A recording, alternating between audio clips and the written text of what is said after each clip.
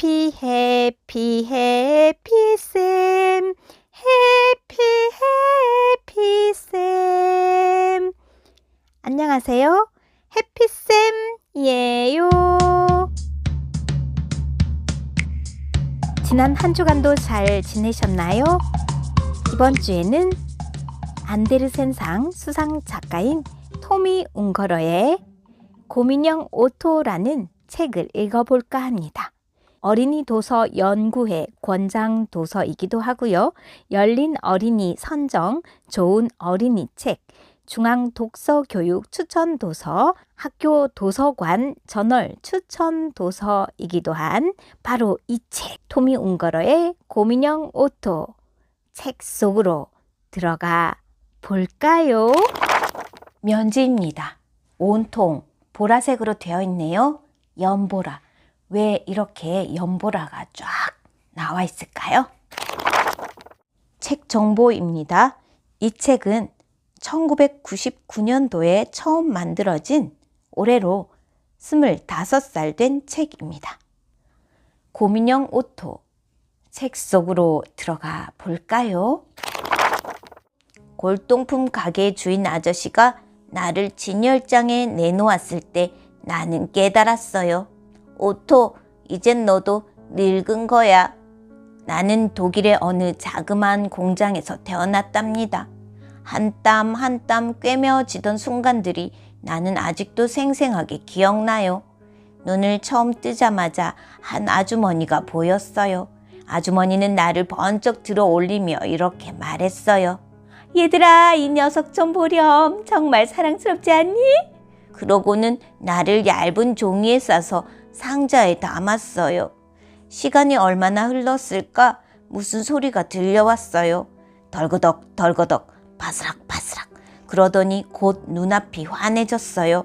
깜짝 놀란 남자아이의 얼굴이 내 앞에 불쑥 나타났지요. 그 애가 바로 다비드였어요.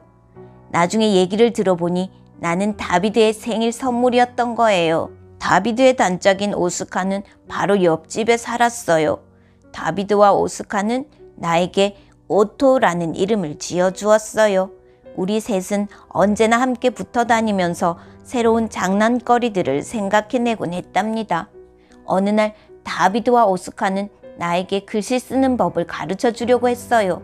하지만 내 손이 뭉툭해서 잉크병과 펜을 제대로 잡을 수가 없었지요. 그러다가 그만 내 얼굴에 잉크가 묻고 말았어요. 결국 얼룩은 지워지지 않은 채 얼굴에 계속 남게 되었지요. 대신 다비드 아빠의 타자기로 글씨 쓰는 법을 더 쉽게 배울 수 있었답니다. 아래층에 사는 슈미트 아주머니를 깜짝 놀라게 하는 놀이도 아주 재미있었어요. 그런데 다비드가 노란 별표를 옷에 달면서부터는 모든 게 달라졌어요. 오스카의 엄마는 노란 별표가 유태인이라는 표시래요. 사람들 모두가 다비드를 이상하게 쳐다보았어요. 내 눈에는 사람들이 모두 다 똑같아 보였는데도 말이지요. 오스카와 나는 사람들을 이해할 수가 없었어요. 그러던 어느 날 검정 가죽 외투와 제복을 입은 남자들이 계단을 시끄럽게 오르내렸어요. 그 사람들은 다비드와 다비드의 부모님을 잡아갔어요. 오토, 너는 여기 오스카네 집에 남아있어. 다비드는 나에게 작별 인사를 했어요. 노란 별표를 옷에 단 사람들과 함께 다비드는 트럭을 타고 떠나가 버렸어요. 오스카와 나는 그 모습을 지켜보았지요. 오스카와 나는 정말 심심했어요. 우리는 종종 친구 다비드에 대한 이야기를 나누느라 밤을 지새웠지요. 그 무렵 오스카의 아빠도 군인이 되어 전쟁터에 나가야만 했어요. 얼마 후 폭격이 시작되었어요. 지붕 위에서 사이렌이 요란하게 울릴 때면 오스카와 나는 있는 힘을 다해 재빨리 지하 대피소로 달려 들어갔어요. 바깥 세상은 모두 엉망이 되어버렸어요. 그러던 어느 날 하늘이 무너지는 듯한 소리가 들려왔어요. 나는 공중으로 튀어 올랐고 그 순간 정신을 잃고 말았어요. 내가 다시 깨어났을 때는 숯처럼 까맣게 타버린 쓰레기더미 위였어요. 주위의 모든 것들이 무너져 있었고요. 곧 탱크와 군인들이 나타났어요. 총알들이 휙휙 날아다녔어요. 사방에 온통 싸우는 소리로 소란스러웠어요. 그때 갑자기 한 시커먼 군인의 얼굴이 나타났어요. 군인은 깜짝 놀란 표정으로 나를 내려다보고 있었어요.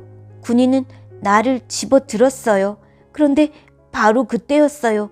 나는 크고 무거운 무언가에 맞은 것 같았어요. 가슴이 찢어지는 듯 아팠지요. 군인도 총에 맞았어요. 위생병 2명이 군인과 나를 병원으로 데리고 갔어요. 군인의 이름은 찰리였지요. 찰리는 나를 침대 옆에만 두지 않았어요. 찰리는 모든 사람들에게 나를 보여주며 말했어요. 보세요. 이 고민형이 내 목숨을 구해주었어요. 이 녀석 덕분에 총알이 빗나갔다고요. 하마터면 죽을 뻔했다니까요. 찰리는 훈장을 받았어요. 그러고는 훈장을 다시 내 가슴에 달아주었답니다. 신문에는 내 사진이 실렸지요. 나는 군대 마스코트가 되었어요. 전쟁이 끝나자 찰리는 미국으로 돌아갔어요. 찰리는 나를 딸 자스민에게 선물로 주었어요. 마침내 나는 멋있는 집에서 다시 살게 되었어요. 하지만 나의 행운은 오래가지 못했어요. 자스민과 함께 산책을 나간 어느 날이었지요. 거리에서 놀던 남자아이들이 자스민에게서 나를 낚아채 갔어요. 흠신 두들겨 맞은 나는 한쪽 눈을 잃었어요. 여기저기 실밥까지 터진 채 쓰레기통에 처박혔지요. 때마침 한 아주머니가 쓰레기통을 뒤지다가 나를 발견했어요. 아주머니는 나를 어느 골동품 가게에 팔았어요. 주인 아저씨는 솔로 내 먼지를 털어낸 다음 나를 깨끗이 씻겨주었어요. 나는 다시 말끔해졌지요. 넌 정말 보기 드물게 멋진 녀석이로구나. 주인 아저씨는 만족스러워하며 나를 진열창에 내놓았어요. 하지만 아무도 나를 사가지 않았어요. 그렇게 세월이 흐르고 흘렀어요. 어느 날 저녁이었지요. 나이가 지긋해 보이는 관광객 한 명이 진열창 앞에 꼼짝 않고 서 있었어요. 그 사람의 눈은 점점 더 커졌지요. 호토! 그 사람은 어쩔 줄 몰라 하며 내 이름을 부르더니 가게 안으로 뛰어들어왔어요. 세상에, 그 사람은 오스카였어요. 오스카는 서툰 영어로 주인 아저씨에게 더듬더듬 설명했어요. 우리가 어떤 사이인지를 말이에요. 그렇게 해서 오스카는 나를 샀답니다. 우리 이야기가 신문에 커다란 글씨로 실렸어요. 내 사진도 계속해서 신문에 나왔고요. 그러던 어느 날 오스카가 머물던 호텔 방으로 전화가 왔어요. 나는 오스카가 말하는 것을 가만히 듣고 있었지요. 다비드, 세상에 이럴 수가. 그래, 정말 자네구먼. 드디어 우리가 다 모였어. 우리 셋은 다시 한데 뭉쳤어요. 우리는 다시 만나게 된 것을 함께 축하했어요. 하지만 나는 슬픈 소식을 듣게 되었어요. 다비드와 오스카의 다른 가족들은 모두 죽었다는 소식이었지요. 다비드와 다비드의 부모님은 강제 수용소로 끌려갔대요. 그곳에서 다비드의 부모님은 돌아가신 거고요. 오스카의 아빠는 전쟁터에서 숨지셨고 오스카의 엄마는 폭격을 맞아 돌아가셨대요. 하지만 이제는 누구도 우리를 헤어지게 할 수 없어요. 우리는 함께 살기로 마음 먹었거든요. 셋이 함께 살 수 있는 집도 구했답니다. 마침내 다시 예전처럼 살 수 있게 된 거예요. 평화롭고 평범하게 말이지요. 이젠 심심할 틈도 없을 거예요. 왜냐하면 우리 이야기를 책으로 쓰기 시작했기 때문이지요. 지난주 퀴즈 정답자를 알려드릴게요. 지난주 퀴즈 정답자는 바로 허진님이십니다. 축하드려요. 이번 주 퀴즈 나갈게요. 토미 웅거러의 곰인형 오토 책에서 곰인형 오토의 얼굴에 얼룩은 왜 생겼을까요?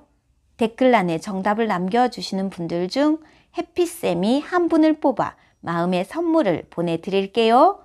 이번 한 주간도 건강하시고 행복하세요. 안녕! 구독, 좋아요, 알람 눌러주세요.